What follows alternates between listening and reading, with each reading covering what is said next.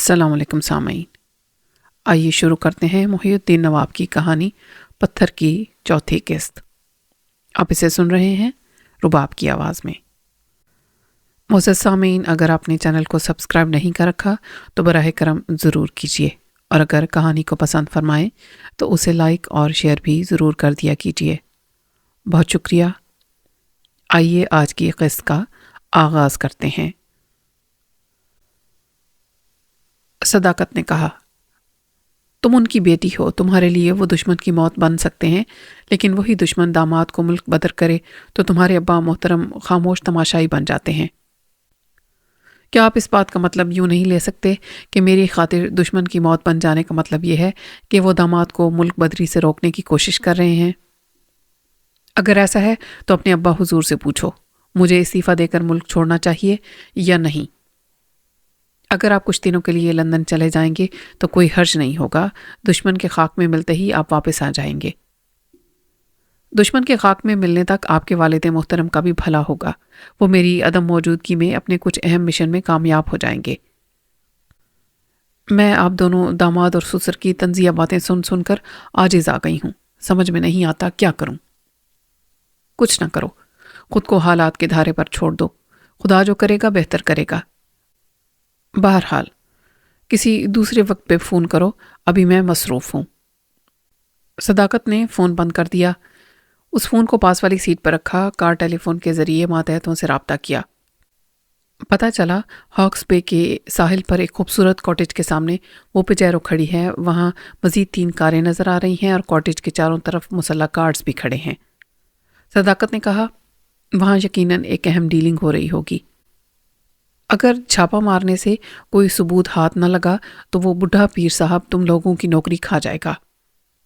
سر، کیا ہم دور سے نگرانی کرتے رہیں؟ کوئی ضروری نہیں۔ پیر صاحب کا ایک کاٹیج نظروں میں آ گیا ہے، صرف ایک جاسوس سے کہو کہ آس پاس کا کوئی کاٹیج کرائے پر لے اور وہاں ان پر نظر رکھے۔ اس طرح مزید 3 کاروں میں آنے والے بھی پہچان لیے جائیں گے۔ وہ ضروری ہدایات دینے کے بعد ہاکس بے سے دور ایک کاٹیج میں آ گیا، وہاں کے ملازم کو 100 روپے کا نوٹ دے کر بولا، میں یہاں 1 یا 2 گھنٹے گزار کر چلا جاؤں گا۔ وہ کار کے ڈیش بورڈ سے کاغذ قلم نکال کر موبائل فون اٹھا کر کاٹیج کے اندر آ گیا۔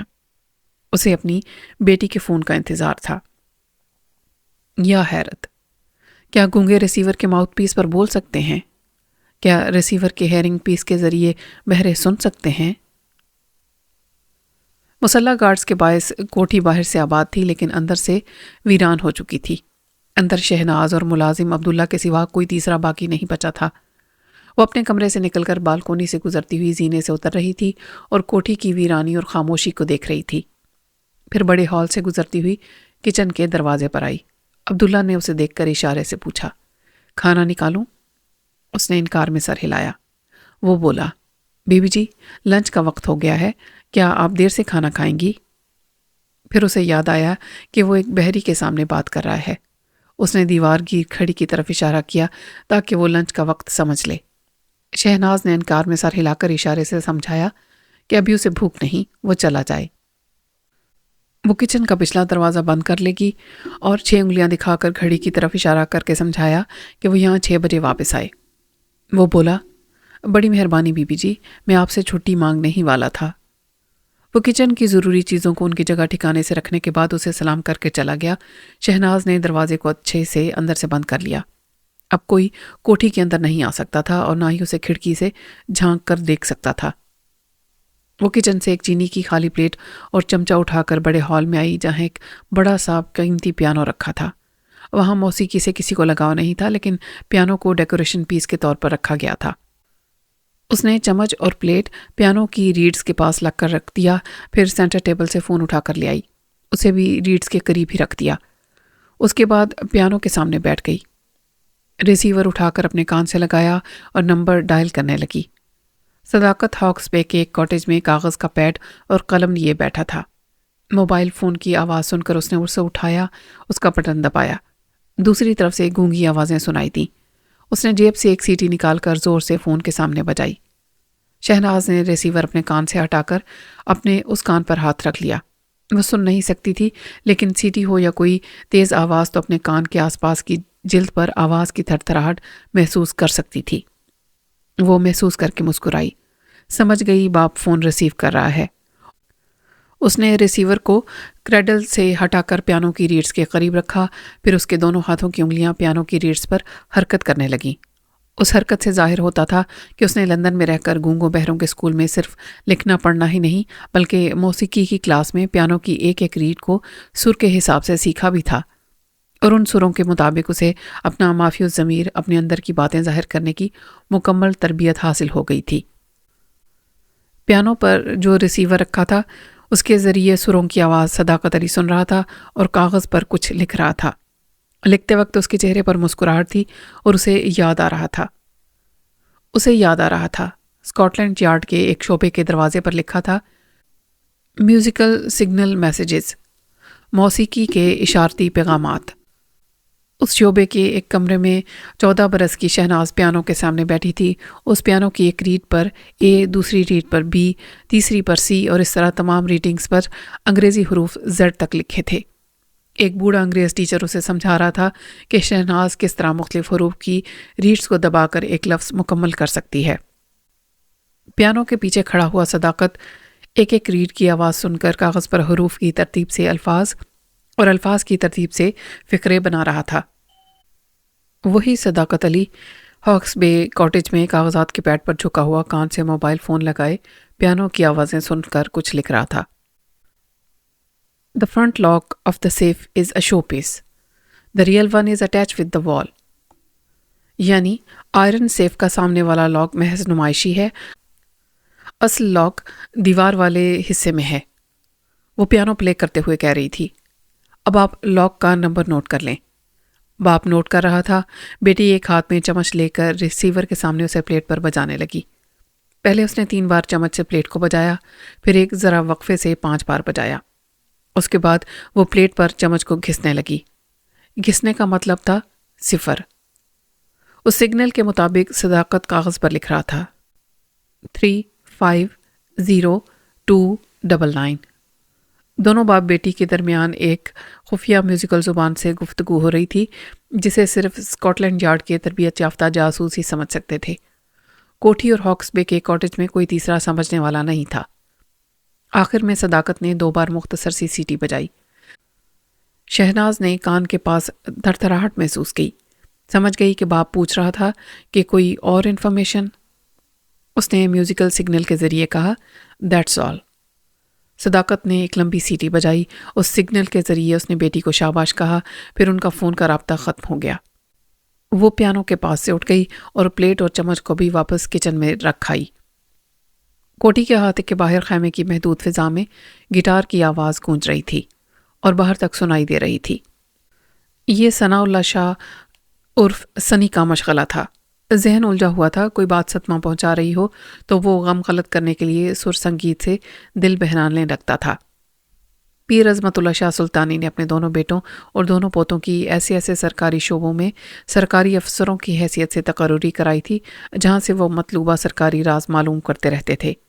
برکت شاہ، رحمت شاہ اور جمشید سلطانی کبھی کبھی کسی ضرورت کے تحت دفتروں میں جاتے تھے، لیکن حاضری روزانہ لگتی تھی.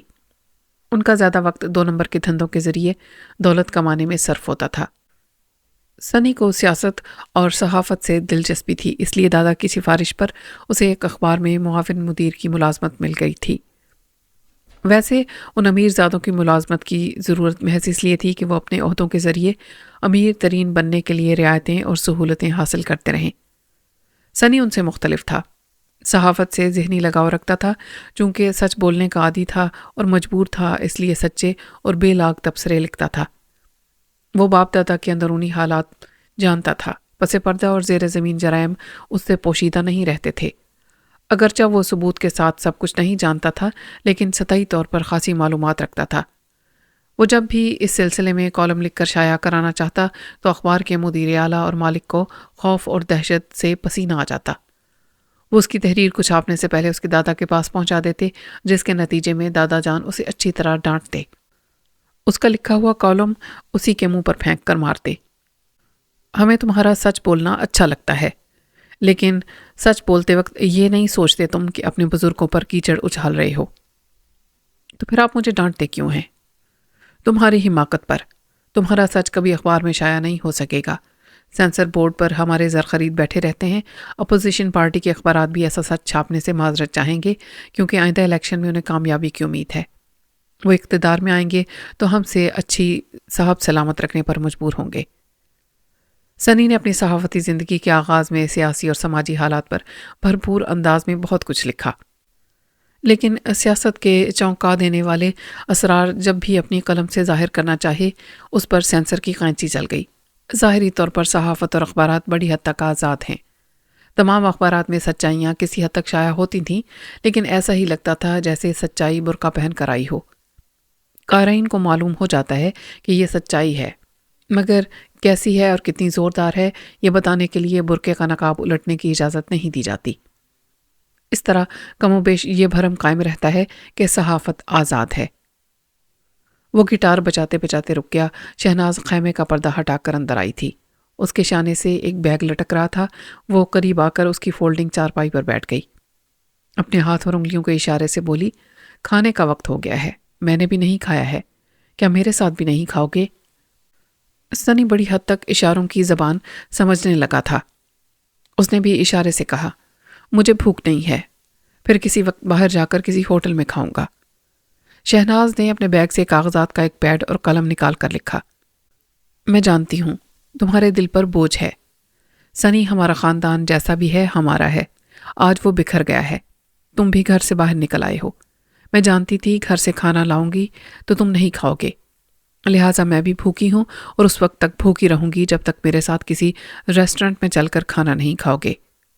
سنی نے پیڈ اور قلم لے کر لکھا، تم بہت پیار کرنے والی بہن بھی ہو اور ایک اچھی اور سچی دوست بھی۔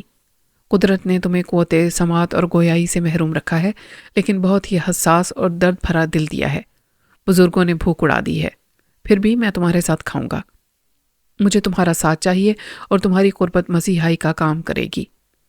شہناز نے لکھا، تم کوٹھی کی کوئی چیز بھی استعمال کرنے سے انکار کرو گے، لیکن کار میں بیٹھو گے کیونکہ وہ کار مجھے میرے پاپا نے خرید کر دی ہے، وہ میرے نام ہے اور تمہیں میری کسی چیز کو استعمال کرنے سے انکار نہیں کرنا چاہیے۔ وہ مسکرایا، پھر دونوں خیمے سے باہر آ گئے۔ کوٹھی کی آہنی گیٹ سے وہ خیمہ 10 قدم کے فاصلے پر تھا۔ وہاں کھڑے ہوئے سیکیورٹی گارڈز نے انہیں دیکھ کر سلیوٹ کیا۔ سنی نے سیکیورٹی گارڈ سے کہا، شانی کسی ریسٹورنٹ میں لنچ کرنا چاہتی ہے، اس کی سیکیورٹی کا انتظام کرو اور کسی گارڈ سے کہو کہ اس کی گاڑی باہر سے لے کر آئے۔ سیکیورٹی افسر نے کہا، سنی بابا آپ کا حکم سر آنکھوں پر، لیکن وہ بات کاٹ کر بولا، یہ میرا نہیں شانی کا حکم ہے، جب میں کوٹھی سے نکل جاؤں تو حکم دینے کا خود کو حقدار نہیں سمجھتا۔ ہم لاکھ دوری کے باوجود آپ کو اپنے آقا پیر صاحب کا لاڈلا ہی سمجھتے ہیں۔ ہم آپ کے احکامات کی تعمیل کرتے رہیں گے، لیکن آقا پیر صاحب نے سختی سے حکم دیا ہے کہ شہناز بی بی کو باہر نہ جانے دیا جائے، دشمن انہیں نقصان پہنچا سکتے ہیں۔ تم ان سے فون پر بات کرو، شاید تمہیں شانی کی ضد پوری کرنے کا حکم دیا جائے۔ سیکیورٹی افسر نمبر ڈائل کرنے لگا۔ ان سے رابطے کے کئی نمبر تھے مگر وہ کسی نمبر پر نہیں مل رہے تھے۔ شہناز نے ان کے مخصوص موبائل فون کا نمبر بھی لکھ کر دیا۔ اس نمبر پر فوراً ہی رابطہ ہو گیا۔ دوسری طرف سے آواز آئی، ہیلو، ہم بول رہے ہیں۔ اس نے آواز کی تھر تھراہٹ محسوس کی، پھر کہا، دوسری طرف سے پیر عظمت اللہ شاہ سلطانی نے حیرانی اور بے چینی سے کہا، ارے شانی تم ہو، کیا کوئی گڑبڑ ہے، کوئی پریشانی ہے؟ او خدایا، ہم خام خواہ بول رہے ہیں، بھول جاتے ہیں کہ تم سن نہیں سکتی ہو۔ شہناز نے فون سنی کو دیا۔ وہ کان سے لگا کر بولا، میں ایک خانہ بدوش بول رہا ہوں۔ یہ تم شانی سے کیا شرارتیں کرا رہے ہو؟ وہ ہم سے کیا کہنا چاہتی ہے؟ میری کیا حیثیت ہے کہ میں ایک بہت ہی عظیم نانا کی نواسی سے کوئی شرارت کروں؟ یہ خود ہی میرے پاس آئی تھی، تحریر کے ذریعے مجھ سے کہہ رہی تھی کہ اگر میں کھانا نہیں کھاؤں گا تو یہ بھوکی رہے گی۔ ہم ایک اہم میٹنگ میں مصروف ہیں، اتنی سی بات کے لیے ڈسٹرب نہ کرو، جاؤ اس کے ساتھ کھا لو۔ میں بڑے گھر کا کھانا نہیں کھاؤں گا۔ بکو مت، ہماری مصروفیات کا خیال کرو۔ آپ جانتے ہیں میں کتنا ضدی ہوں، شانی بھی سمجھتی ہے، اس لیے میرے ساتھ کسی ریسٹورنٹ میں جا کر کھانا کھانا چاہتی ہے۔ ہرگز نہیں، کوٹھی سے باہر شانی کے لیے خطرہ ہے۔ آپ نے اتنی لمبی عمر گزار کر بے حساب دولت حاصل کر کے اپنی نسل کے لیے بے حساب خطرہ بھی کمایا ہے۔ Shut up! یہ تمام سیکیورٹی گارڈز کہاں مر گئے ہیں؟ سب زندہ ہیں۔ سیکیورٹی افسر بھی اور آپ کے حکم کے مطابق شانی کے باہر جانے سے بھی پریشان ہو رہا ہے۔ میں اسے روک نہیں سکتا۔ آپ بھی فون کے ذریعے کیسے سمجھائیں گے اور روک سکیں گے؟ وہ نہ سن پائے گی اور نہ ہی ضد سے باز آئے گی۔ جبرن روکا جائے گا تو میری طرح بھوکی رہے گی۔ ہم آج بہت مصروف رہیں گے، ہو سکتا ہے واپسی میں آدھی رات ہو جائے۔ کیا تم بھوکے رہ کر اسے بھی بھوکا رہنے دو گے؟ آپ اپنی نواسی کے خود ذمہ دار ہیں، اسے بھوکا رکھنا نہیں چاہتے، لہٰذا کچھ کریں۔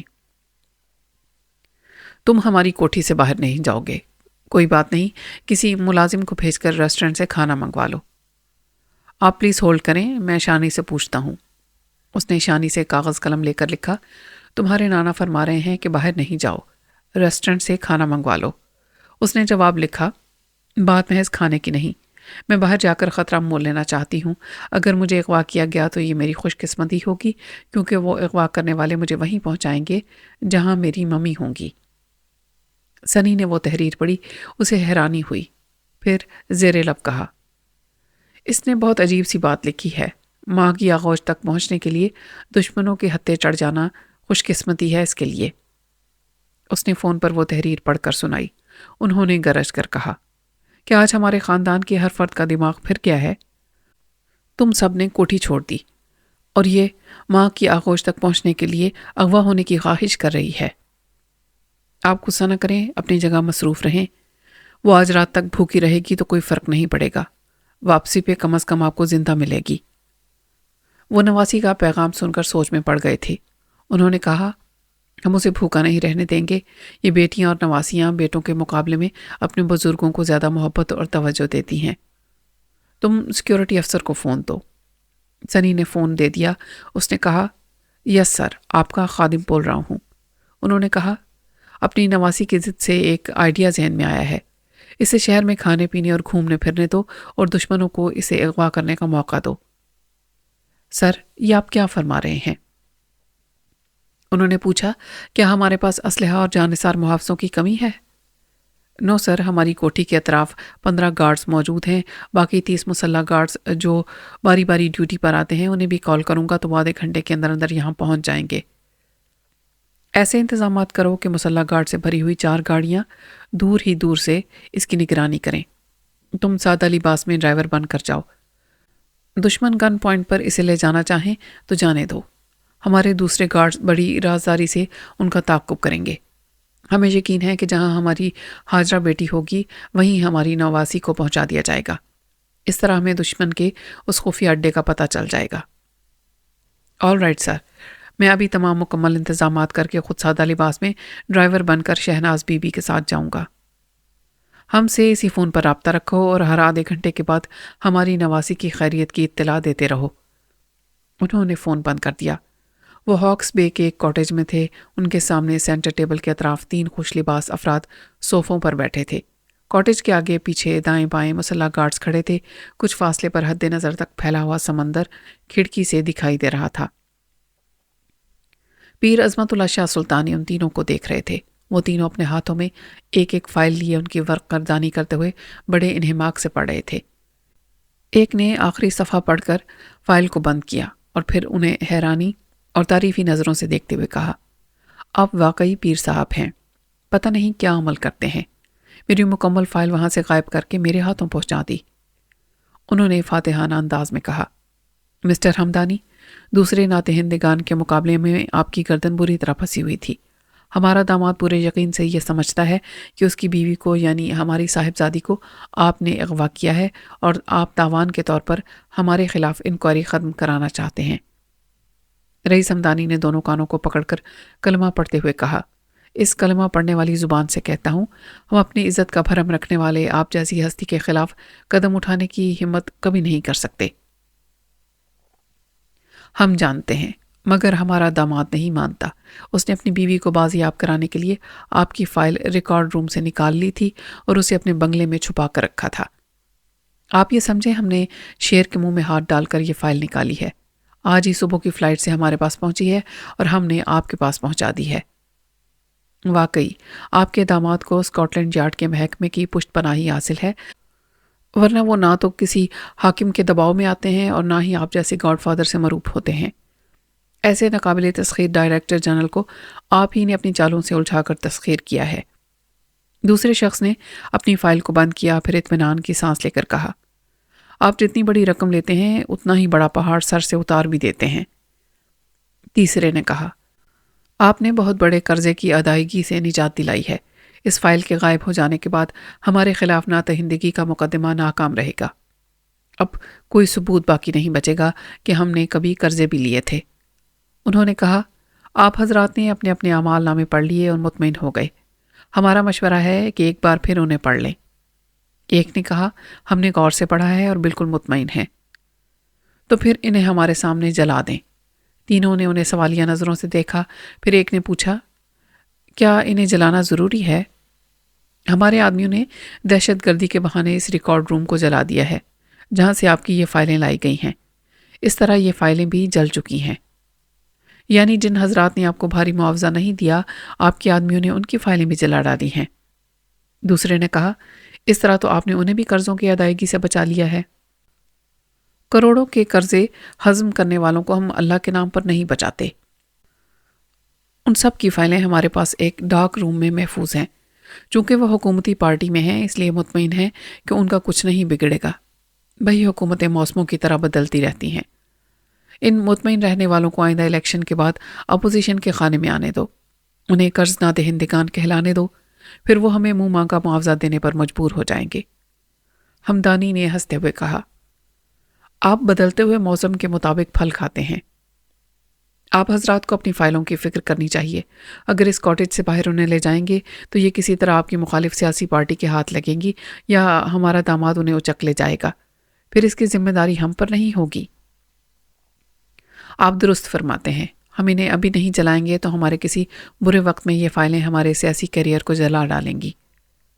ایک نے اپنا لائٹر نکالا، پھر فائل کو کھولا، اس میں سے ایک ایک کاغذ نکال کر لائٹر کے ننھے سے شعلے سے جلانے لگا۔ باقی دونوں بھی اسی طرح اپنی فائلیں جلانے لگے۔ ان فائلوں سے بھڑکتے ہوئے شعلوں کے پیچھے پیر شاہ سلطانی صوفے کے دونوں ہاتھوں پر ہاتھ رکھے آرام سے ایک پاؤں پر دوسرا پاؤں چڑھائے بیٹھے تھے۔ ان کے پیچھے دیوار پر قائد اعظم محمد علی جناح کی بڑی سی تصویر آویزاں تھی۔ تصویر کی آنکھیں قومی خزانے کو جلتے ہوئے دیکھ رہی تھیں۔ ان کی آنکھوں کے سامنے شعلے بھڑک رہے تھے اور بھڑکتے ہی جا رہے تھے۔ ڈائننگ ہال میں خوشحال اور خوش لباس مرد، عورتیں، بچے اور بوڑھے دکھائی دے رہے تھے۔ شانی اور سنی ایک چھوٹی سی میز کے اطراف بیٹھے تھے۔ ایک بیرا ان کے سامنے مطلوبہ کھانوں کی ڈشیں رکھ چکا تھا۔ تمام میزوں پر کھانے والے ایک دوسرے سے دھیمی آواز میں گفتگو کر رہے تھے۔ ویٹر کے جانے کے بعد سنی نے ایک کاغذ پر لکھا، تم آس پاس دیکھ رہی ہو، سب ایک دوسرے سے باتیں کر رہے ہیں۔ کاش تم بھی بول سکتی۔ ان بڑے لوگوں کو کسی کے عیب کا پتہ چل جائے تو وہ مذاق اڑا کر خود کو بے عیب اور برتر ظاہر کرتے ہیں۔ شانی نے لکھا، یہاں سب بولتے ہوئے ایسے لگ رہے ہیں جیسے میری طرح گونگے ہیں، لب ہل رہے ہیں، آوازیں نہیں نکل رہی۔ اس نے لکھا، تمہیں ان کی آوازیں سنائی نہیں دیں گی، یوں بھی بڑے اور تعلیم یافتہ لوگ ایسی محفلوں میں اتنی ہی دھیمی آواز میں بولتے ہیں، ایک میز والوں کی آوازیں دوسروں تک نہیں پہنچتی۔ شانی نے لکھا، پھر تو ہماری آوازیں بھی دوسروں تک نہیں پہنچیں گی، چلو میں باتیں کرتی ہوں، کوئی مجھے گونگا نہیں سمجھے گا۔ وہ حیران ہو کر لکھنے لگا، تم بولو گی، کیوں مذاق کر رہی ہو؟ اس نے لکھا، ذرا عقل سے سوچو، میں لقمہ چباتے وقت اپنے ہونٹوں کو اسی طرح حرکت دوں گی جیسے تمہاری باتوں کے جواب میں بول رہی ہوں۔ سنی نے ہنستے ہوئے لکھا، یعنی میں بولتا رہوں گا اور تم لقمہ چباتے ہوئے ہونٹ ہلاتی رہو گی۔ واقعی دیکھا جائے تو یہاں ایسا ہی لگ رہا ہے کہ جیسے سب بول نہیں رہے، صرف لقمے چبا رہے ہیں۔ وہ ایک لقمہ منہ میں ڈال چکی تھی، اسے یوں چبا رہی تھی جیسے کھانے کے دوران بول رہی ہو۔ سنی نے ہنستے ہوئے کہا، اب مجھے بھی ہونٹ ہلانے پڑیں گے، گونگی فلموں کا دور پھر سے آ گیا ہے۔ وہ اس کی ہنسی کے جواب میں مسکرا رہی تھی اور کھاتے وقت گویائی کے انداز میں ہونٹوں کو ہلا رہی تھی۔ ایسے ہی وقت برکت شاہ، رحمت شاہ اپنی بیگمات کے ساتھ ہال کے ایک کونے میں ایک بڑی میز کے اطراف آئے۔ ان کے ساتھ روبی اور جمشید بھی تھے۔ وہاں بیٹھتے ہی سب سے پہلے جمشید نے انہیں دیکھا، پھر اپنے انکل رحمت شاہ سے کہا، آپ نے کچھ دیکھا؟ یہاں 2 ہنسوں کا جوڑا ہے، برکت شاہ نے اپنے بیٹے سے سخت لہجے میں کہا۔ آج کے جوان بچے بزرگوں کا لحاظ نہیں کرتے۔ یہاں تم اپنے انکل کو ہنسوں کا جوڑا دکھا رہے ہو، کچھ تو آداب و اخلاق کو باقی رہنے دو۔ ڈیڈی، میں جدھر دیکھ رہا ہوں ادھر آپ بھی دیکھیں گے تو آداب اور اخلاق کو بھول جائیں گے۔ سب نے اس کی نظروں کا تعاقب کیا۔ وہاں سے کچھ دور شانی اور سنی ایک میز کے اطراف میں نظر آ رہے تھے۔ برکت شاہ نے کہا، اچھا تو سنی نے کوٹھی کے سامنے اس گونگی کے عشق میں خیمہ لگا رکھا ہے۔ دیکھو رحمت، میں بھائی کے رشتے کا خیال نہیں کروں گا۔ سنی کے یہی لچھن رہیں گے تو اپنی بیٹی کی شادی اس سے نہیں کروں گا۔ روبی نے کہا، ڈیڈی شادی پر مٹی ڈالیں، یہ دیکھیں کہ سنی کچھ بول رہا ہے جبکہ وہ بہری ہے۔ وہ دیکھیں، وہ گونگی اس کے جواب میں بول رہی ہے۔ کیا مجھے غلط نظر آ رہا ہے؟ بھلا گونگی کیسے بول سکتی ہے؟ بیگم برکت نے کہا، نہیں، تم غلط نہیں کہہ رہی۔ کیا یہ اب تک گونگی بن کر ہم سب کو دھوکہ دے رہی تھی؟ روبی اپنی کرسی سے اٹھ کر کھڑی ہو گئی۔ بیگم رحمت نے کہا، وہ گونگی بن کر دھوکہ دینے والی لڑکی میرے بیٹے پر جادو کر رہی ہے۔ تم چاہو تو اس کے سیر سے میرے بیٹے کو نکال سکتی ہو۔ وہ وہاں سے تیزی سے چلتے ہوئے شانی اور سنی کی میز پر آ کر رک گئی۔ دونوں نے اسے چونک کر دیکھا۔ پھر سنی نے پوچھا، روبی تم اور یہاں؟ وہ ناگواری سے بولی، حیران کیوں ہو؟ کیا ہم کنگلے ہیں؟ اس مہنگے ہوٹل میں کیا تم ہی آ سکتے ہو؟ میں اس لیے حیرانی سے پوچھ رہا ہوں کہ آج ہی تم سب نے نیا گھر آباد کیا ہے، پھر گھر چھوڑ کر یہاں کیسے؟ کیا سبھی لوگ آئے ہو؟ ہاں، نیا گھر ہے مگر اتنی جلدی باورچی اور دوسرے ملازموں کا انتظام نہیں ہو سکتا، اس لیے یہاں آنا پڑا۔ مگر یہاں تو بڑا رومانی ماحول ہے۔ اس نے طنزیہ انداز میں شہناز کو دیکھا۔ سنی نے اس کے طنز کو سمجھ کر شانی سے وزریہ تحریر پوچھا، اگر میں روبی سے یہاں بیٹھنے کے لیے کہوں تو تمہیں کوئی اعتراض تو نہیں ہوگا؟ شانی نے لقمہ چبانے کے دوران بولنے کے انداز میں ہونٹوں کو ہلایا، پھر پیشانی پر لہرانے والی لٹ کو ایک طرف ہٹانے کے لیے سر کو ہولے سے یوں جھٹک دیا جیسے ہاں کے انداز میں سر ہلا رہی ہو۔ شکریہ شانی۔ پھر وہ روبی سے بولا، سنا تم نے؟ وہ کتنی فراخ دلی سے کہہ رہی ہے کہ کوئی بھوکا دروازے پر آئے تو اسے ضرور بٹھا کر کھلانا چاہیے۔ تم کرسی پر بیٹھ جاؤ۔ وہ غصے سے بولی، کیا میں بھوکی ہوں اور اس گونگی کے دروازے پر آئی ہوں؟ سنی، تم ایسا شرارت کے باعث کہہ رہے ہو۔ اس گونگی کے تو صرف ہونٹ ہل رہے ہیں، آواز تو آ ہی نہیں رہی۔ سنی نے حیرانی سے کہا، یہ صاف الفاظ میں بآواز بلند بول رہی ہے، تمہیں سنائی نہیں دے رہا؟ پھر اس نے شانی کی طرف کاغذ بڑھایا جس پر لکھا تھا، پلیز شانی تم ایک بار پھر روبی سے کچھ بولو، اسے حسد اور جلن کے باعث تمہاری آواز سنائی نہیں دے رہی۔ وہ لقمہ چباتے ہوئے روبی کو دیکھ کر بولنے کے انداز میں ہونٹ ہلانے لگی۔ روبی اس کے منہ کو غور سے دیکھ رہی تھی اور سننے کے لیے ذرا اس کی طرف جھک گئی تھی۔ سنی نے کہا، دیکھو روبی، یہ تمہارے لیے کتنے اچھے جذبات رکھتی ہے، تمہیں کرسی کی جگہ اپنے دل میں بٹھانا چاہتی ہے۔ کیا اب بھی انکار کرو گی کہ سنائی نہیں دے رہا؟ وہ پاؤں پٹکتے ہوئے بولی، یہ لقمہ چبا رہی ہے، ہونٹ ہلا رہی ہے، کیا تم مجھے احمق سمجھ رہے ہو؟ وہ بولا، ذرا آس پاس کی میزوں پر لوگوں کو دیکھو، وہ سب بول رہے ہیں لیکن تمہیں ان کی آواز سنائی نہیں دے رہی، صرف ان کے ہونٹ ہلتے ہوئے دکھائی دے رہے ہیں۔ روبی دوسرے چند میزوں کی طرف دیکھنے لگی۔ واقعی بولنے والوں کے صرف ہونٹ ہل رہے تھے، کسی کی بات کانوں تک نہیں پہنچ رہی تھی۔ بس مکھیوں کی سی بھن بھناہٹ پورے ہال میں پھیلی ہوئی تھی۔ سنی نے کہا، یہ بیچاری گونگی لقمے چبا رہی ہے اور تم منہ کی حرکتوں سے سمجھ رہی ہو کہ مہنگے ہوٹلوں میں بیٹھ کر گونگے بھی بولنے لگتے ہیں۔ وہ اس طرح احمق بننے پر بری طرح جھلا گئی۔ میز پر گھونسا مار کر چیختے ہوئے بولی، میں تمہارا منہ توڑ دوں گی۔ گھونسا زوردار تھا، میز پر رکھی پلیٹیں اور ڈشیں اچھل کر ایک دوسرے سے ٹکرائیں۔ روبی کی آواز بھی ہال میں گونجنے لگی، سب لوگ کھانا چھوڑ کر ادھر ہی دیکھنے لگے۔ سنی نے بلند آواز میں کہا، آنٹی تم کون ہو؟ میرا منہ توڑ دو گی تو کھاؤں گا کیسے؟ وہ حلق کے بل چیخی، آنٹی، تم نے مجھے آنٹی کہا، میں تمہیں گولی مار دوں گی۔ برکت شاہ رحمت شاہ اپنی بیگمات کے ساتھ تیزی سے چلتے ہوئے ادھر کو آئے۔ جمشید دوڑتا ہوا آیا۔ ہوٹل کا مینیجر اور ہیڈ ویٹر بھی آ گئے۔ جمشید نے غصے سے کہا، سنی تم میری بہن کی بے عزتی کر رہے ہو، باہر چلو۔ ایک قریبی میں سے ایک شخص نے کہا، اے مسٹر، یہ جوان تمہاری بہن کے پاس نہیں گیا تھا، تمہاری بہن یہاں آئی تھی، غیرت مند ہو تو بہن کو قابو میں رکھو۔ مینیجر نے عاجزی سے کہا، پلیز بات کو مت پڑھائیں، آپ حضرات شریف اور عزت دار لوگ ہیں، پلیز اپنی جگہ پر آرام سے بیٹھ جائیں۔ دوسری میز سے ایک بوڑھی عورت نے کہا، ہم تو عزت دار ہیں مگر یہ پاگل لڑکی ہے کون یہ؟ روبی نے بھڑک کر کہا، پاگل ہوگی تو، پاگل ہوگا تیرا پورا خاندان۔ بیگم برکت نے فوراً ہی بیٹی کے منہ پر ہاتھ رکھ دیا، چپ ہو جاؤ، کیوں تماشا بنا رہی ہو؟ اس بوڑھی کے ساتھ آنے والے کرسیوں سے اٹھ کر کھڑے ہو گئے اور کہا، یہ لڑکی پاگل ہے، یہ اب نارمل ہے، اسے یہاں سے باہر نکالو ورنہ ہم سب چلے جائیں گے۔ شہناز ایک ایک بولنے والے کا منہ تک رہی تھی، وہ بگڑتے ہوئے حالات کو سمجھ رہی تھی۔ رحمت شاہ نے آگے بڑھ کر عاجزی سے کہا، ہم آپ حضرات سے معافی چاہتے ہیں، یہ ہمارا آپس کا معاملہ ہے، دراصل ہم سب آپس میں رشتہ دار ہیں اور یہ نوجوان۔ اس سے پہلے کہ وہ آگے کچھ کہتے، سنی نے فوراً ہاتھ اٹھا کر کہا، یہ جھوٹ ہے، میں کسی کا رشتہ دار نہیں ہوں، اگر یہاں رشتہ داری کی بات چھیڑی گئی تو میں باپ دادا کا نام اور شجرہ پوچھوں گا۔ برکت شاہ اور رحمت شاہ بے بسی سے ایک دوسرے کو دیکھنے لگے۔ وہ سمجھ گئے کہ ہمیشہ ہی سچی اور کھری باتیں کرنے والا پھٹ پڑا تو اونچی سوسائٹی کے ہوٹل میں بڑی سبکی ہوگی۔ وہ بپھر چکا تھا۔ اس نے کہا، خواتین و حضرات، کسی کو گھر سے نکالا جاتا ہے اور کسی کو ملک بدر کیا جاتا ہے۔ میں وہ بد نصیب ہوں جسے خاندانی شجرے سے توڑ کر پھینک دیا گیا ہے۔ شہناز نے اس کے بپھرے ہوئے انداز کو دیکھا، فوراً 500 کا ایک نوٹ بیرے کے ہاتھ پر رکھا، پھر سنی کا ہاتھ پکڑ کر کھینچا اور اسے کھینچتی ہوئی وہاں سے لے جانے لگی۔ وہ بولتا چلا جا رہا تھا، کوئی بھی اکیلا عزت دار نہیں ہوتا، ایک دوسرے کا احترام کرنے والے اور رشتوں کا حق ادا کرنے والے ایک عزت دار گھرانہ بناتے ہیں، ورنہ ریت کے گھروندے کی طرح ایک ہی ٹھوکر سے بکھر جاتے ہیں۔ شہناز اسے کھینچتی ہوئی باہر لے آئی۔ سیکیورٹی افسر نے کار کا پچھلا دروازہ کھولا۔ شہناز نے سنی کو دھکا دے کر بٹھایا، پھر خود بھی اس کے پاس آ کر بیٹھ گئی۔ اس نے کاغذ قلم نکال کر لکھا، تم غصے میں کیوں آ گئے تھے؟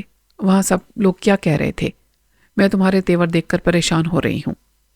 سنی نے وہ تحریر پڑھی، پھر ایک ہاتھ سے سر تھام کر اس نے سیٹ کی پشت سے ٹیک لگانے کے بعد آنکھیں بند کر لیں۔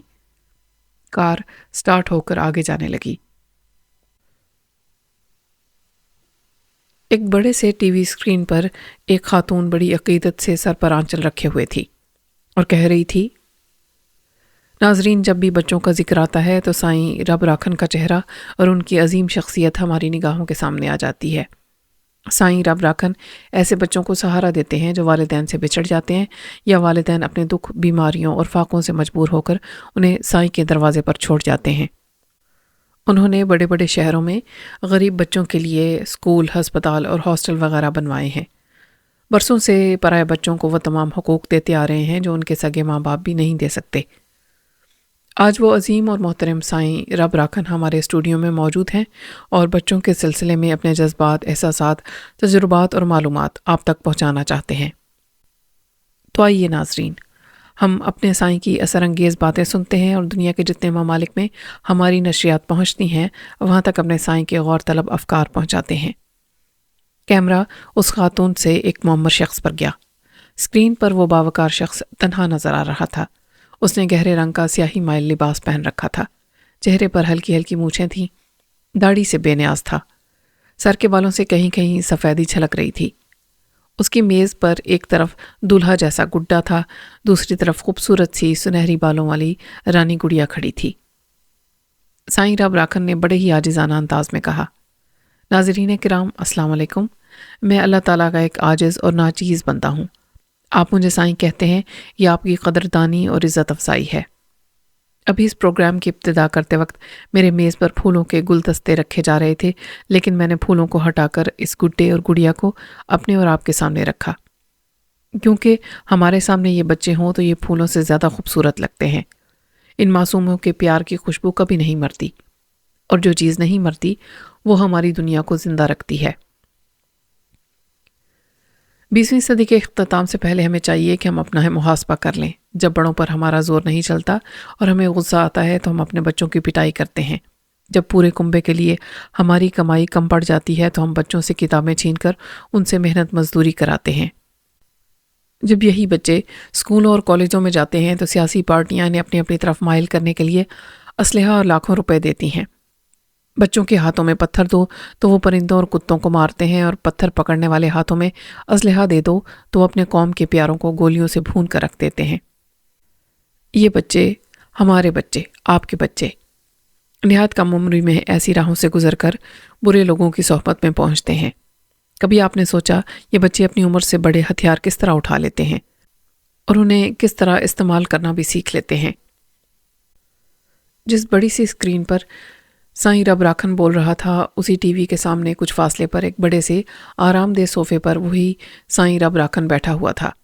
صوفے پر سے قالین تک اس کے دونوں پاؤں پھیلے ہوئے تھے۔ جو ان پیروں کو داب رہے تھے وہ 9 برس اور 10 برس کے بچے تھے۔ سائیں کے پیچھے 8 اور 11 برس کے بچے صوفے سے لگے کھڑے تھے اور اپنے سائیں کے دونوں شانے داب رہے تھے۔ وہ سب حویلی کے اوطاق میں تھے، بڑی خاموشی سے ٹی وی اسکرین پر نظریں جمائے ہوئے تھے۔ خاموشی اس لیے بھی ضروری تھی کہ سائیں کے سامنے سائیں بول رہا تھا۔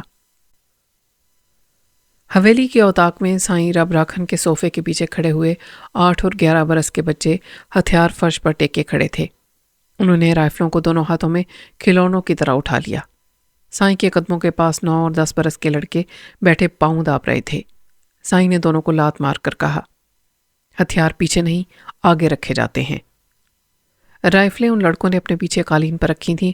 انہوں نے لاتیں کھاتے ہی فوراً اپنی اپنی رائفل اٹھائی اور پھر انہیں اپنے سامنے اپنی گود میں رکھ لیا اور دوبارہ سے سائیں داتا کے پاؤں داپنے لگے۔ ٹی وی اسکرین پر سائیں راکھن کہہ رہا تھا، یہ بچے ہماری ذمہ داریاں ہیں۔ یہ ہمارا فرض ہے کہ ہم بچوں کے ہاتھوں میں ہتھیار نہ دیں، پھول دیں، مٹھائی دیں، عطر اور گلاب دیں۔ میں نے اس مختصر سے وقت میں اس مسئلے کی نشاندہی کی ہے۔ میں صرف تقریر نہیں کر رہا ہوں، بچوں کی فلاح و بہبود کے لیے عملی اقدامات بھی کرتا رہتا ہوں، کیونکہ میں خدا سے ڈرتا ہوں۔ سائیں رب راکھن نے ریموٹ کنٹرول سے ٹی وی بند کر دیا، پھر اپنی ایک ٹانگ اٹھا کر ایک لڑکے کے کاندھے پر رکھتے ہوئے کہا، کیوں رے اللہ، میری تقریر کیسی رہی؟ وہ دونوں ہاتھ جوڑ کر بولا، سائیں داتا آپ بہت اچھا بولتے ہیں۔ میں نے تقریر کے آخر میں کیا کہا تھا؟ آپ نے کہا تھا آپ خدا سے ڈرتے ہیں۔ تم سب کس سے ڈرتے ہو؟ ہم تو سائیں داتا آپ سے ڈرتے ہیں۔ شاباش، جسے کبھی دیکھا نہیں اس سے کیا ڈرنا، ہمیں دیکھتے رہو، ہم سے ڈرتے رہا کرو، خود بھی 3 وقت کھایا کرو، اپنے گھر والوں کو بھی اچھا کھلایا پلایا کرو۔ ایک 9 برس کے لڑکے نے کہا، سائیں داتا آپ نے ہمیں لارڈ گورنر سے بھی زیادہ بڑا بنا دیا ہے۔ ہم اکیلے جس کوٹ سے گزرتے ہیں وہاں کے بڑے بوڑھے بھی ہمیں جھک جھک کر سلام کرتے ہیں۔ سائیں راکھن نے کہا، یہی سر اٹھا کر زندگی گزارنے کا طریقہ رہ گیا ہے۔ پہلے عزت داروں کو سلام کیا جاتا تھا، آج عزت دار بالشت بھر کے لڑکوں کو سلام کرتے ہیں، کیونکہ تھانے والے تمہارے خلاف کارروائی نہیں کرتے، تمہیں قانون سے بالا تر بنا دیا ہے۔ ایک 12 سال کے لڑکے نے ہاتھ جوڑ کر کہا، سائیں داتا میں نے چھت پر سے دوربین کے ذریعے دیکھا ہے، راکھن اپنے 4 گھڑ سواروں کے ساتھ آ رہا ہے۔ سائیں راکھن اٹھ کر کھڑا ہو گیا۔ اس نے صوفے کے گدے کی زپ ایک طرف سے دوسری طرف سرکائی، اوپر اور نیچے گدے کے 2 حصے ہو گئے۔ اللہ رائفل سمیت گدے کے اندر درمیان سے چلا گیا۔ سائیں راکھن نے گدے کے دونوں حصوں کو دوبارہ ملا دیا اور زپ بند کر دی۔ ایک 10 برس کا لڑکا فانوس کے نیچے آ کر بیٹھ گیا۔ دوسرا 12 برس کا لڑکا جو راکھن اور اس کے ساتھیوں کی آمد کی خبر لایا تھا، وہ بیٹھے ہوئے لڑکے کے کاندھوں پر دونوں پاؤں رکھ کر کھڑا ہو گیا۔ اس نے اس کا بوجھ اٹھاتے ہوئے آہستہ آہستہ کھڑے ہوتے ہوئے اسے فانوس تک پہنچا دیا۔ وہاں تک پہنچنے والا فانوس کو پکڑ کر لٹکتے ہوئے اس پر چڑھ کر بیٹھ گیا۔ باقی لڑکے ادھر ادھر ہو گئے۔ وہ اچھے خاصے تربیت یافتہ تھے، یہ جانتے تھے کہ ایسے حالات میں انہیں کیا کرنا چاہیے۔ ہنہناتے ہوئے گھوڑوں اور ان کی ٹاپوں کی آوازیں قریب آتی جا رہی تھیں۔ راکھن ڈاکو اپنے 4 ساتھیوں کے ساتھ حویلی کے بڑے دروازے تک آ پہنچا تھا۔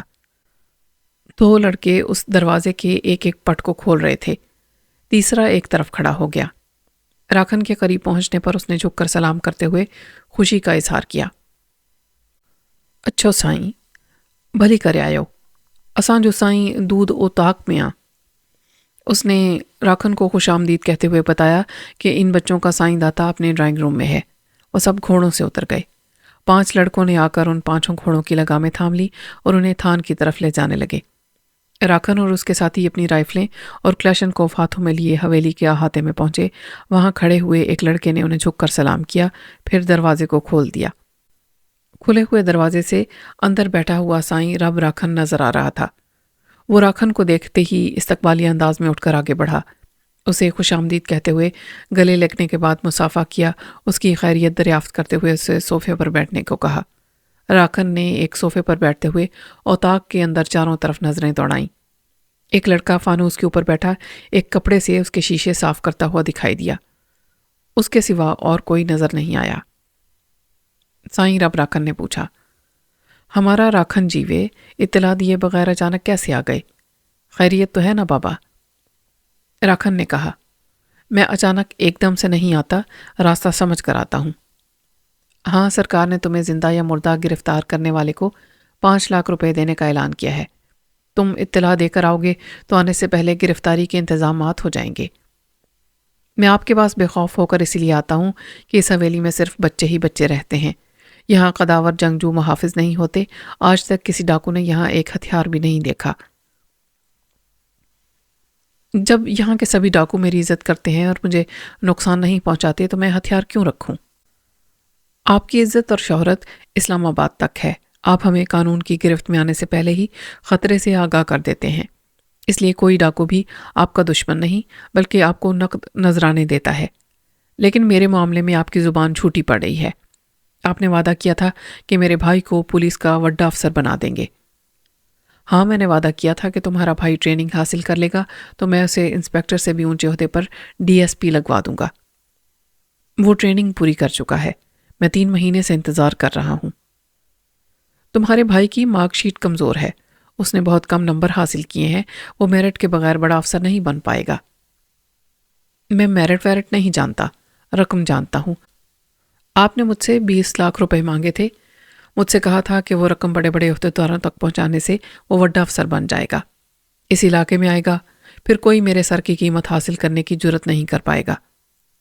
سائیں رب راکھن نے کہا، جب میں کسی سے رقم وصول کرتا ہوں تو اس کا کام ضرور کرتا ہوں، کسی انگوٹھا چاپ کو بھی اعلیٰ عہدیدار بنا دیتا ہوں، لیکن یہ بھی تو سمجھو کہ ہمارے تمہارے راستے میں کوئی پتھر بھی آ سکتا ہے۔ میں بڑے بڑے پتھروں اور چٹانوں کو ڈائنامائٹ سے ریزہ ریزہ کر سکتا ہوں، لیکن وہ خود ہی پتھر ہے اور خود ہی ڈائنامائٹ۔ تم نے ڈائریکٹر جنرل صداقت علی کا نام سنا ہوگا، جب کسی کے کاغذات اس کے پاس انکوائری کے لیے جاتے ہیں تو پھر بدعنوانی ناممکن ہو جاتی ہے۔ وہ ایسا بھی کیا جن بھوت ہے، اگر میں اس علاقے میں کوئی بڑی واردات کروں گا اور وہ مجھے گرفتار کرنے آئے گا تو اسے ایک ہی گولی میں ٹھنڈا کر دوں گا۔ تم اس کا کچھ نہیں بگاڑ پاؤ گے۔ میری بات غور سے سنو، تم نے 10 برس پہلے ایک معمولی ڈاکو کی حیثیت سے واردات کی تھی اور پکڑے گئے تھے۔ تمہاری جو پہلی FIR درج کی گئی تھی اس میں تمہارا نام، تمہاری ولدیت، تمہارے آبائی گوٹھ اور مکان کا پتہ درج کیا گیا تھا۔ ہاں، یہ سب کچھ لکھا گیا تھا، مگر اس سے میرا کیا بگڑے گا؟ بگڑ چکا ہے۔ جب وہ ڈائریکٹر جنرل خود ہی انکوائری کرتا ہے تو گڑے مردے بھی اکھاڑتا ہے۔ تمہارے بھائی نے تعلیم حاصل کی، میری سفارش سے ٹریننگ سینٹر میں داخل ہو گیا، اسکول، کالج، ٹریننگ سینٹر، ہر جگہ اس کے نام کے ساتھ وہی ولدیت لکھی ہوئی ہے جو تمہاری ہے، اسی مکان اور آبائی گوٹھ کا پتہ درج رہا جو تمہاری پہلی FIR میں درج ہے۔ مزید انکوائری کے بعد تم دونوں سگے بھائی ثابت ہو گئے۔ اب تم اس نازک مسئلے کو سمجھ سکتے ہو۔ اس ڈائریکٹر جنرل نے تمہاری گردن دبوچنے کے لیے تمہارے بھائی کو کہیں حبس بجا میں رکھا ہے، شاید اس پر ٹارچر بھی کر رہا ہوگا۔ وہ غصے سے اچھل کر کھڑا ہو گیا، وہ غرا کر بولا، میرا بھائی حبس بجا میں؟ ٹارچر سیل میں رہے گا؟ ہرگز نہیں، میں اسے اور اس کے پورے خاندان کو خاک میں ملا دوں گا۔ تم جنگل کے شیر ہو، شہر میں قدم نہیں رکھ پاؤ گے۔ ڈائریکٹر جنرل اور اس کی خطرناک ٹیم کا بڑا دبدبہ ہے، وہ تمہارے بھائی کے حلق میں ہاتھ گھسا کر اس کے اندر سے تمہاری تمام پناہ گاہوں کے پتے معلوم کر لے گا۔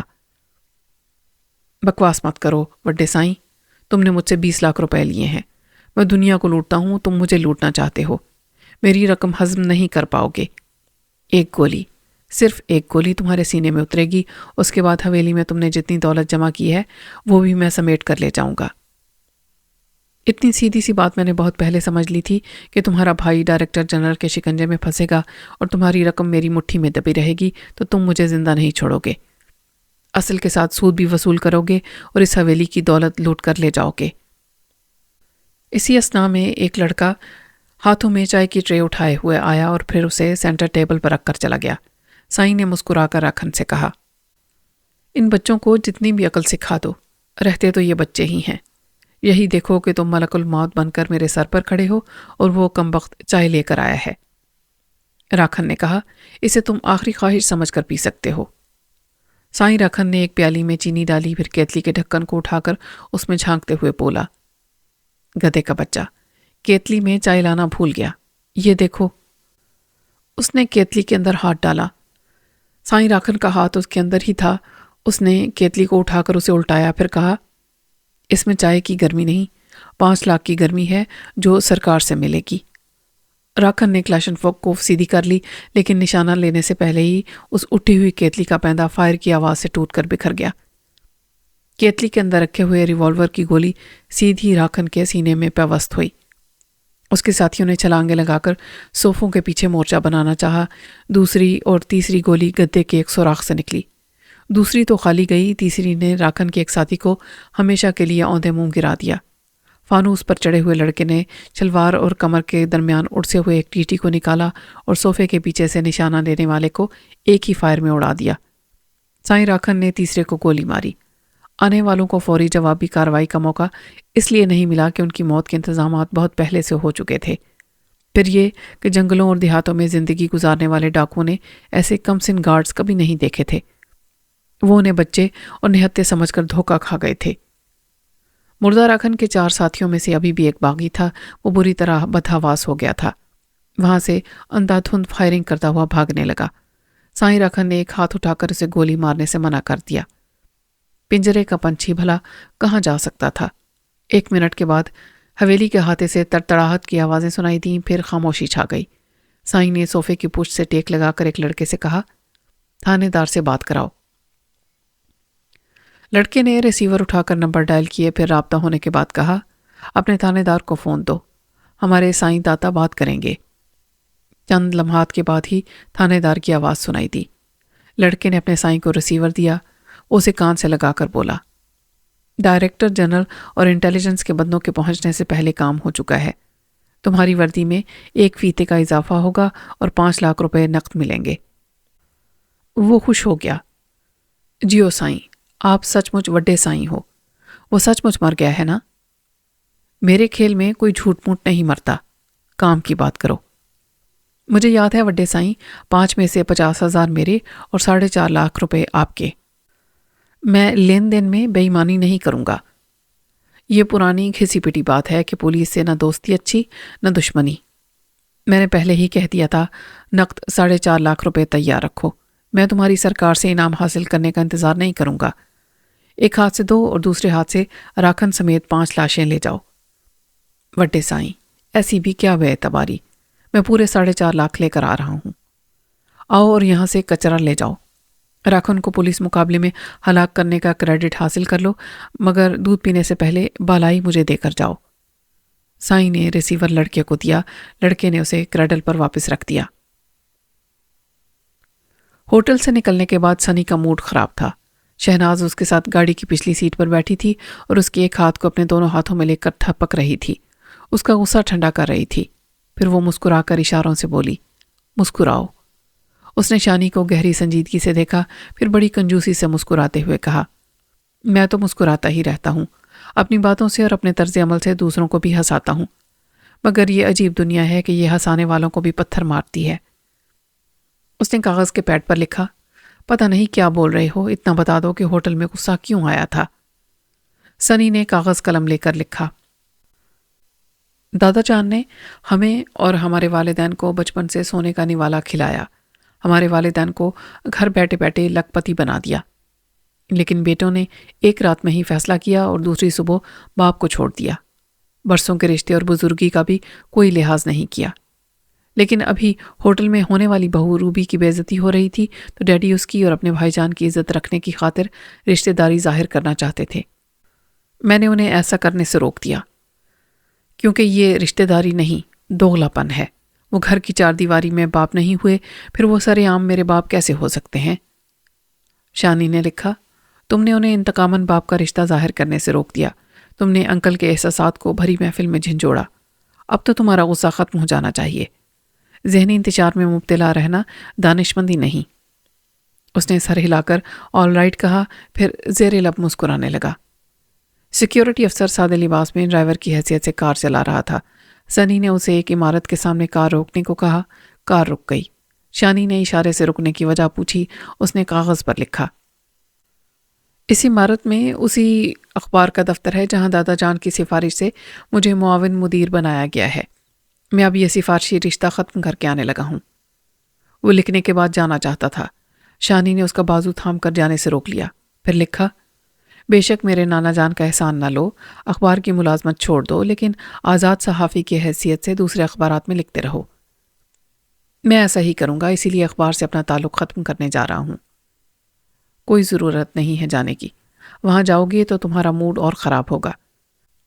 ادھر دائیں طرف دیکھو، سڑک پر ٹیلی فون بوتھ ہے، اس فون کے ذریعے اخبار کے مالک سے کہہ دو کہ اب اس دفتر میں کام نہیں کرو گے۔ اس اخبار کا مالک خود ہی تمہارے دادا جان سے بات کر لے گا۔ سنی نے تحریری جواب نہیں دیا، ایک گہری سانس لے کر اسے دیکھتے ہوئے کہا، کبھی کبھی یوں لگتا ہے کہ تم میری بہن اور دوست نہیں بلکہ اماں جان بھی ہو۔ وہ دروازہ کھول کر باہر گیا۔ اس نے شانی کے مشورے پر عمل کیا، ٹیلی فون بوتھ کے ذریعے اخبار کے مالک سے مختصر طور پر کہہ دیا۔ شانی کے مشورے پر عمل کرنے کا فائدہ یہ ہوا کہ وہ اخبار کے مالک کو ملازمت چھوڑنے کی تفصیلات بتانے اور بحث کرنے سے محفوظ رہا۔ ذہن پر کوئی بوجھ بھی نہیں پڑا۔ وہ پچھلی سیٹ پر آ کر بیٹھ گیا۔ کار سٹارٹ ہونے والی تھی۔ اس سے پہلے صداقت علی کی کار ان کے برابر آ کر رک گئی۔ باپ بیٹی نے مسکراتے ہوئے ایک دوسرے کو دیکھا۔ صداقت نے سنی سے پوچھا، کیوں بیٹے، کہاں تفریح ہو رہی ہے؟ کیا بتاؤں انکل، میں بہت اپسیٹ ہوں۔ شانی بہت حساس ہے، بہت محبت کرنے والی روح ہے۔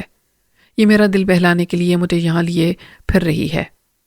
صداقت علی نے مسکرا کر کہا، میری بیٹی مسیحا ہے، زخموں پر مرہم رکھنا جانتی ہے۔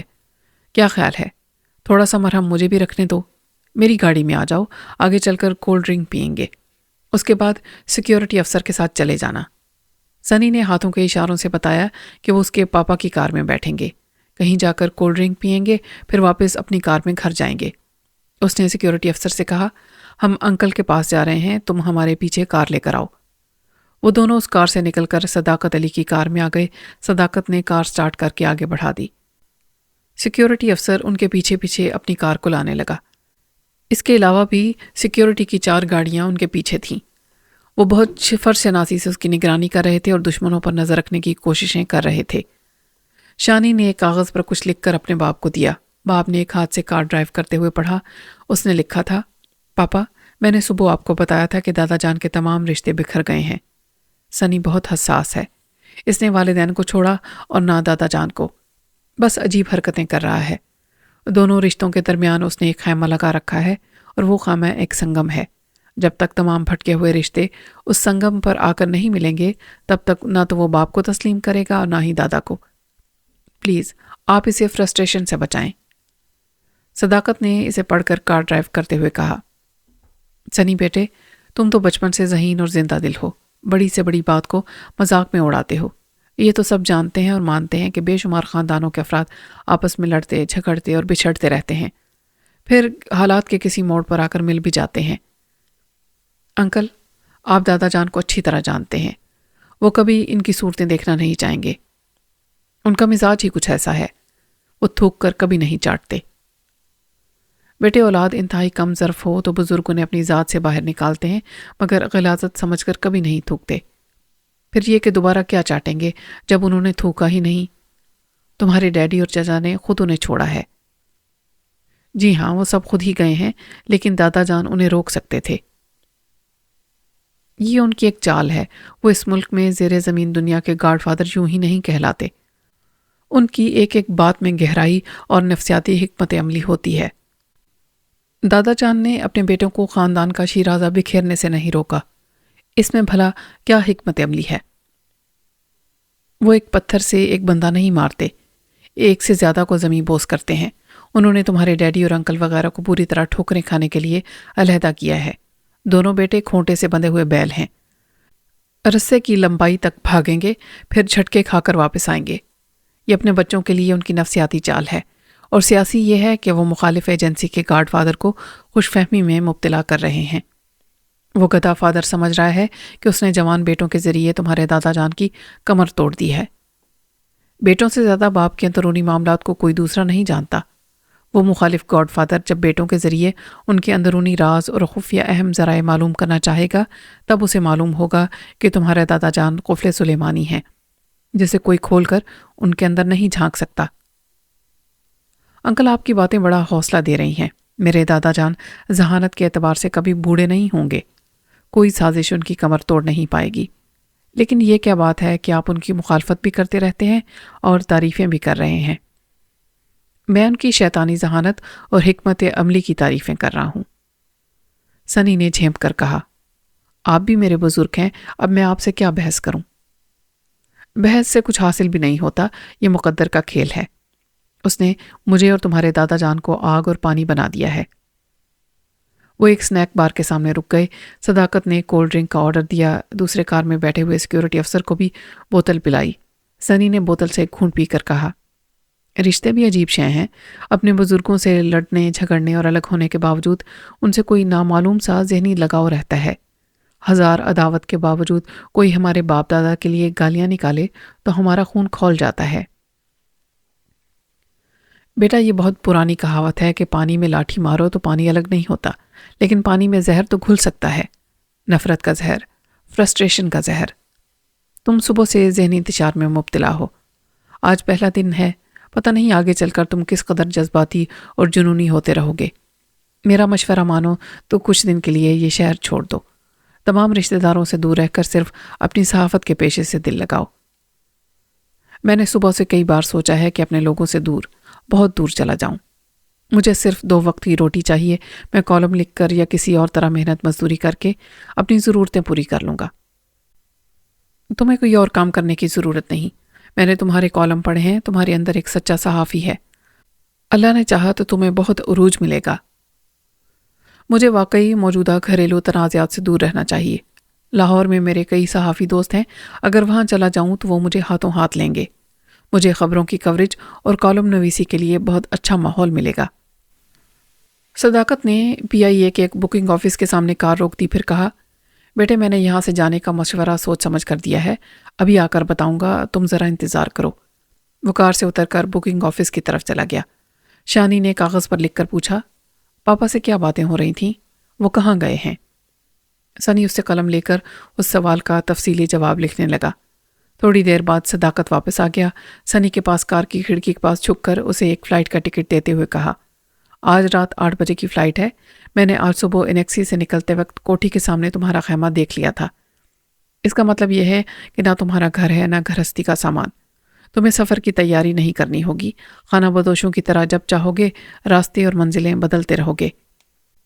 وہ بولتا ہوا اسٹیئرنگ سیٹ پر آ کر بیٹھ گیا، پھر ڈیش بورڈ کھول کر اس میں سے بڑے نوٹوں کی ایک گڈی نکالی اور اسے سنی کی طرف بڑھاتے ہوئے کہا، یہ تمہارے لیے ہیں، فی الحال 30,000 روپے ہیں۔ انکل، یہ آپ کیا کہہ رہے ہیں؟ مجھے سہارا لیے بغیر محنت سے کمانے کی نصیحت کریں۔ مجھے تمہاری خودداری بھی بہت پسند ہے۔ میرے یہ 30,000 تم پر قرض رہیں گے۔ یوں سمجھو تمہیں اپنی زندگی گزارنے کے علاوہ اس قرض کی ادائیگی کی فکر بھی رہے گی۔ میں قومی خزانے سے قرضہ لینے والے سیاستدانوں اور بڑے بااختیار لوگوں کو معاف نہیں کرتا، تو پھر اپنی جیب سے دی ہوئی رقم تمہیں کیسے معاف کروں گا؟ تم یہ رقم مجھے قسطوں میں ادا کرو گے۔ قرض اس لیے دے رہا ہوں کہ دربدری میں کسی کے محتاج نہ رہو۔ شانی نے باپ کے ہاتھوں سے نوٹوں کی گڈی لی، پھر مسکراتے ہوئے سنی کی ہتھیلی کھول کر اس پر رکھ دی۔ وہ بولا، اب تو مجھے لینا ہی پڑے گا۔ ویسے یہ بات سمجھ میں نہیں آئی کہ شہر چھوڑ دینے کا مشورہ دیتے ہی یہ ٹکٹ کیوں لے آئے؟ آپ کیوں چاہتے ہیں کہ میں آج ہی یہاں سے چلا جاؤں؟ تمہارے والدین انکل جمشید اور روبی نے گھر چھوڑنے کی بہت بڑی غلطی کی ہے۔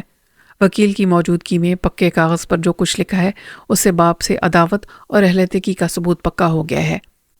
ایسے میں اگر مخالف پارٹی تمہارے دادا کی کوٹھی پر کوئی واردات کرے گی تو پولیس والوں کو تمہارے والد اور انکل پر شبہ ہوگا۔ یہ بھی شبہ ہوگا کہ تم واردات کرنے کی نیت سے دور نہیں گئے تھے، کوٹھی کے سامنے ہی موجود تھے، اور واردات کے سلسلے میں مخالف پارٹی تمہاری پشت پناہی کر رہی تھی۔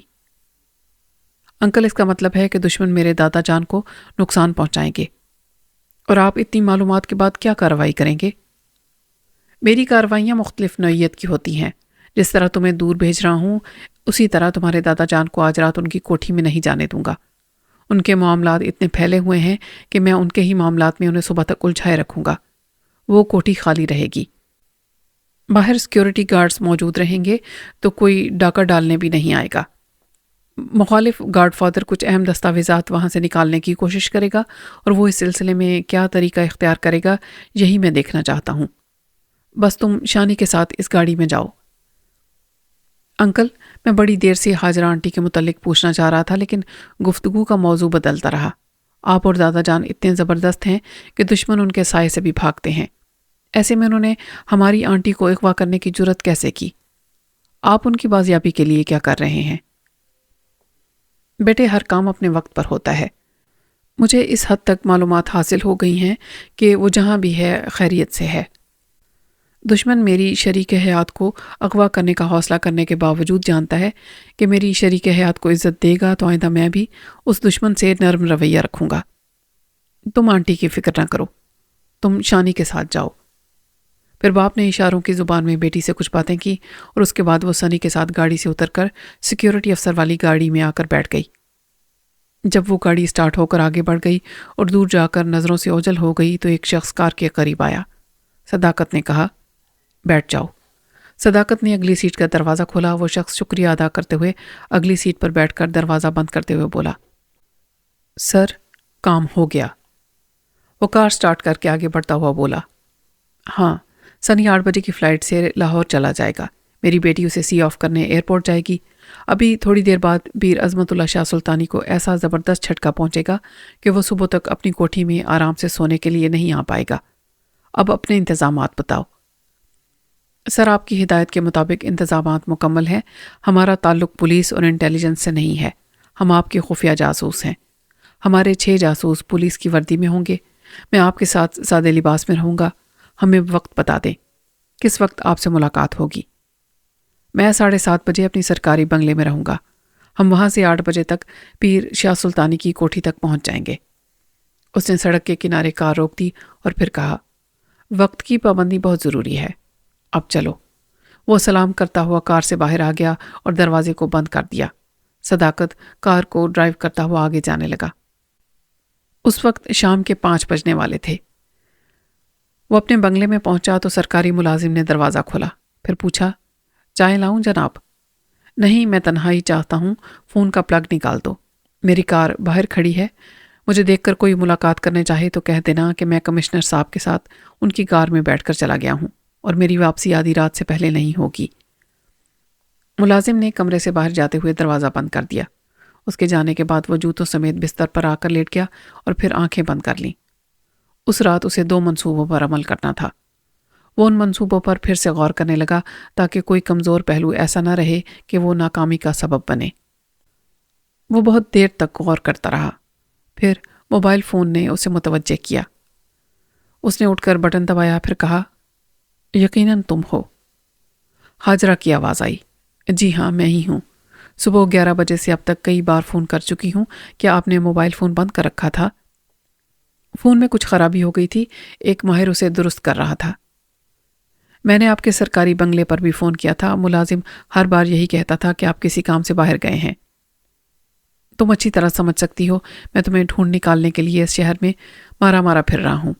اگر تمہاری ہلکی سی خوشبو بھی مجھ تک پہنچے گی تو میں تمہارے پاس پہنچ جاؤں گا۔ تم ایک کام کرو، یہ جو تمہارے کھانے پینے اور آرام کا خیال رکھتا ہے اور جس نے تمہیں گفتگو کرنے کے لیے اپنا موبائل فون بھی دے رکھا ہے، اگر تم اس سے فرمائش کرو تو وہ تمہاری فرمائش پر تمہیں ایک پرفیوم کی ایک شیشی لا کر دے گا۔ تم اس سے پرفیوم لے کر مجھے خوشبو کا نام بتا دینا اور اسے وقفے وقفے سے روشن دان پر سپرے کرتی رہنا۔ میں تلاش کے دوران ضرور اس جگہ سے گزروں گا اور اس مہک کے ذریعے تمہیں پالوں گا۔ آپ ترکیب بہت اچھی سوچتے ہیں، لیکن دشمن بھی نادان نہیں۔ یہ موبائل فون آپ سے سودے بازی اور سمجھوتے کے لیے دیا گیا ہے۔ میں نے اسے التجا کی تھی کہ وہ مجھے اس شہر میں ابا جی کے قریب رہنے دے۔ میں نے قسم کھا کر اسے یقین دلایا تھا کہ آپ اپنی بیٹی کے ساتھ لندن چلے جائیں گے اور پھر کبھی واپس نہیں آئیں گے۔ میں آپ سے ملاقات کرنے کبھی کبھی لندن چلی جایا کروں گی، لیکن اس نے بڑا سخت رویہ اختیار کیا ہے۔ وہ ایک ہی بات کہتا ہے کہ آپ کے جانے کے بعد مجھے بھی یہاں سے آپ کے پاس بھیج دے گا۔ آپ اندازہ کر سکتے ہیں کہ وہ میری کوئی فرمائش پوری نہیں کرتا ہے اور نہ ہی میری قسموں پر یقین کرتا ہے۔ ایسا شخص مجھے کبھی پرفیوم لا کر نہیں دے گا۔ چلو کوئی بات نہیں۔ آج صبح جب تم مجھ سے بات کر رہی تھیں تو مجھے فون کے ذریعے کلام پاک کی تلاوت سنائی دے رہی تھی۔ جی ہاں، اس نے مجھے عبادت کرنے اور کیسٹ کے ذریعے کلام پاک کی تلاوت سننے کی اجازت دی ہے۔ پھر تو کام بن گیا۔ تم تلاوت سنتی رہو، اس کی آواز ذرا بڑھا دو، مجھے بتا دو کہ کس سپارے کی کون کون سی آیتوں کی تلاوت کیسٹ میں ہے۔ ہو سکتا ہے کسی گلی یا سڑک سے گزرتے وقت اللہ تعالیٰ کی بھیجی ہوئی آواز میرے کانوں تک پہنچ جائے۔ اس میں شبہ نہیں کہ آپ مجھ تک پہنچنے کی ہر ممکن کوشش کر رہے ہیں، لیکن دشمن بھی بہت چالاک ہے۔ میں نے ایک بار آواز ذرا تیز کی تھی تو اس کے ایک مسلح گارڈ نے آ کر اسے دھیما کر دیا تھا۔ کیسٹ ریکارڈر کی آواز ختم کی جا سکتی ہے، لیکن خدا کی آواز کوئی نہیں دبا سکتا۔ جہاں تم ہو وہاں قریب یا ذرا دور کوئی مسجد ہوگی؟ جی ہاں، کسی مسجد سے اذان کی آواز سنائی دیتی ہے۔ گھڑی دیکھو، مغرب کا وقت ہو رہا ہے، اذان ہونے والی ہے، اس فون کو آن رکھو۔ مجھے وہاں کی پوری اذان سناؤ، میں مؤذن کی آواز اور لہجے کا سراغ لگا کر اس علاقے تک پہنچ جاؤں گا۔ آپ واقعی کمال ہیں۔ میں ابھی فون بند کر رہی ہوں، جیسے ہی اذان شروع ہوگی میں آپ سے دوبارہ رابطہ کر لوں گی۔ اس نے فون بند کر دیا۔ صداقت علی نے بنگلے کے فون کا پلگ لگایا، پھر ایک کیسٹ ریکارڈر لا کر سینٹر ٹیبل پر رکھا۔ اس کے بعد بنگلے کے فون کے ذریعے اپنے ذاتی جاسوس کو مخاطب کیا۔ ہیلو سکندر، جہاں میری بیوی کو قید کیا گیا ہے وہاں سے ابھی اذان کی آواز سنائی دے گی۔ تم وہ آواز ابھی فون پر سنو گے اور مؤذن کی آواز اور لہجے کو یاد رکھنے کی کوشش کرو گے۔ میں اس آواز کو ایک کیسٹ میں بھی ریکارڈ کر لوں گا۔ جی سر، یہ ریسیور میرے کان سے لگا رہے گا اور میں پوری توجہ سے اذان کا ایک ایک لفظ اور اس کی ادائیگی کو ذہن نشین کروں گا۔ وہ دونوں انتظار کرنے لگے۔ کچھ دیر کے بعد ہاجرہ کا فون آیا۔ یہ سنیے، اذان شروع ہو گئی ہے۔ صداقت نے ریکارڈنگ کے 2 بٹن دبائے، اپنے فون کو سکندر سے منسلک رہنے والے فون کے ریسیور اور ریکارڈر کے مائک کے قریب رکھا۔ یوں اس مطلوبہ اذان کی آواز ریکارڈ بھی ہونے لگی اور صداقت کے ساتھ دوسری طرف سکندر بھی سننے لگا۔ پھر وہ اذان مکمل ہو گئی۔ خاموشی چھا گئی۔ ہاجرہ نے پوچھا، کیا اذان پوری طرح سنائی دے رہی تھی؟ ہاں، میں نے سنی بھی ہے اور ریکارڈ بھی کر لیا ہے۔ یہ بتاؤ، جس کمرے میں تمہیں قید کیا گیا ہے اس کے سائز اور اس کے اندرونی سامان سے تم کیا اندازہ لگاتی ہو؟ کمرے میں صرف ضروریات زندگی کا سامان ہے یا وہ ویل فرنشڈ ہے؟ کمرہ ویل فرنشڈ ہے، بہت ہی قیمتی آرائشی سامان ہے، اچھے بڑے سائز کا کمرہ ہے۔ کمرے کو دیکھ کر یوں لگتا ہے جیسے وہ کسی بہت بڑی کوٹھی کا کمرہ ہو، ایسی کوٹھیاں جو سوسائٹی اور ڈیفنس کے علاقوں میں ہوا کرتی ہیں۔ ٹھیک ہے، میں پہلے انہی 2 علاقوں میں اس مؤذن کو تلاش کروں گا، پھر اس مسجد کے آس پاس کی کوٹھیوں کو اپنے طریقہ کار کے مطابق مارک آؤٹ کروں گا۔ کل صبح سے پہلے ایک کام تو ضرور ہو جائے گا، یا تو تمہیں اس 4 دیواری سے نکال لوں گا، اور اگر ایسا نہ کر سکا تو کل شام تک بیٹی کے ساتھ لندن جا کر دشمن کی خواہش کو پورا کر دوں گا۔ اس نے موبائل فون کو بند کیا، پھر سرکاری بنگلے کے فون کے ریسیور کو کان سے لگاتے ہوئے کہا، سکندر، تم نے ہماری گفتگو سنی؟ یس سر۔ ٹھیک ہے، اپنے ماتحت سے کہو کہ وہ کیسٹ لے کر پہلے ڈیفنس کی تمام مسجدوں میں جائے اور وہاں کے تمام مؤذن اور پیش امام حضرات کو سنائے۔ ڈیفنس اور سوسائٹی کے علاقوں میں ہم منزل کے قریب پہنچ سکتے ہیں۔ یس سر، میں اپنی ٹیم کے ساتھ دوسری مہم پر جانے کے لیے اور آپ کے پاس ابھی آؤں گا تو وہ کیسٹ آپ سے لے کر اپنے اسسٹنٹ کو دے دوں گا، وہ اپنی مہم پر کام کرتا رہے گا۔ صداقت علی نے ریسیور کو کریڈل پر رکھ دیا۔ وہ ایئرپورٹ کے کسٹم افسر کا کمرہ تھا۔ افسر کے سامنے میز کے دوسری طرف ایک خوبرو جوان کان سے ریسیور لگائے کہہ رہا تھا، وڈے سائیں کو فون دو، بولو کہ ان کا بیٹا بول رہا ہے۔ دوسری طرف سے چند لمحوں کے بعد ہی سائیں رب راکھن کی مسرت بھری آواز سنائی دی، بیٹے سچل نواز، یہ تم بول رہے ہو؟ بہت خوشی ہوئی تمہاری آواز سن کر۔ تو پھر آپ خوش ہو جائیے، آپ کا بیٹا کراچی پہنچ گیا ہے، ایئرپورٹ کے کسٹم آفس سے بول رہا ہوں۔ ارے بیٹا، تم پاکستان آ گئے، مجھے اطلاع بھی نہیں دی۔ ایسی خوشخبری سناؤ گے تو باپ کا دل دھڑکنا بند ہو جائے گا۔ بابا سائیں، آپ کا سایہ ہمیشہ میرے سر پر رہے۔ کیا آپ مجھے لینے کے لیے آ رہے ہیں؟ یہ بھی کوئی کہنے کی بات ہے؟ بس سمجھو کہ تمہیں گلے لگانے کے لیے یہاں سے چل پڑا ہوں۔ تم میرے آنے تک ڈیفینس والی کوٹھی میں رہو۔ معافی چاہوں گا بابا سائیں، میں پہلے ڈیفینس والی کوٹھی میں نہیں، اپنی ماں جی کے قدموں میں جاؤں گا۔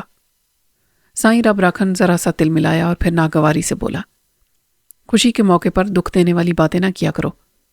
ٹھیک ہے، اس کے پاس جاؤ، لیکن کل صبح تک واپس آ جانا۔